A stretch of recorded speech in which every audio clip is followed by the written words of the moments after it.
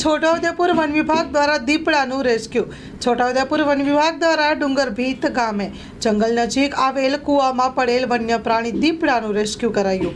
સવારમાં મોજે ડુંગરભીત ગામે હિંમતભાઈ ટેબલાભાઈ રાઠવાના જંગલ નજીકમાં આવેલ કૂવામાં વન્ય પ્રાણી દીપડો પડ્યો હતો તેવા સમાચાર સરપંચ ડુંગરભીત દ્વારા વન વિભાગને જાણ કરાતા છોટાઉદેપુર રેન્જ સ્ટાફ વનપાલ કે દેસાઈ અને વાયજી બારિયા, આરડી બારિયા સહિતના સ્ટાફ રેસ્ક્યુની કામગીરીમાં હાથ ધરી હતી.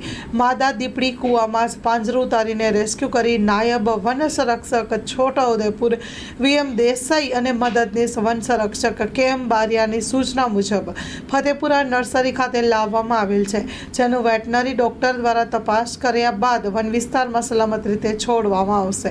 Story report by Syed Sumra, Chhotaudepur. मुझे डूंगरभीत गामे एक कूવામાં દીપડું પડેલ છે તેવા સમાચાર સરપંચ શ્રી ડુંગરભીત દ્વારા જણાવવામાં આવતા અમારો વન વિભાગ છોટાઉદેપુરનો સ્ટાફ વનપાલ કેજી દેસાઈ અને વનપાલ વાયજી બારિયા તેમજ સ્ટાફ સહિત ઘટના સ્થળે પહોંચી અને પાંજરું કૂવામાં ઉતારી અને દીપડાને રેસ્ક્યુ કરવામાં આવેલ છે. રેસ્ક્યુ બાદ દીપડાને છોટાઉદેપુર ફતેપુરા ખાતે લાવવામાં આવેલા છે, જેનું વેટરનરી તપાસ કર્યા બાદ સહી સલામત રીતે મુક્ત વાતાવરણમાં ફરી જંગલમાં છોડવા.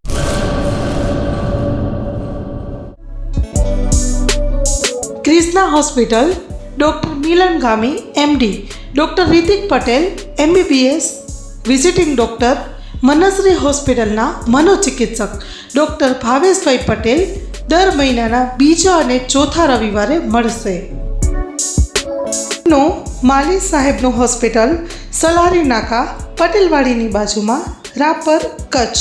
Mobile number 6359665356. Krishna hospital, Rapar.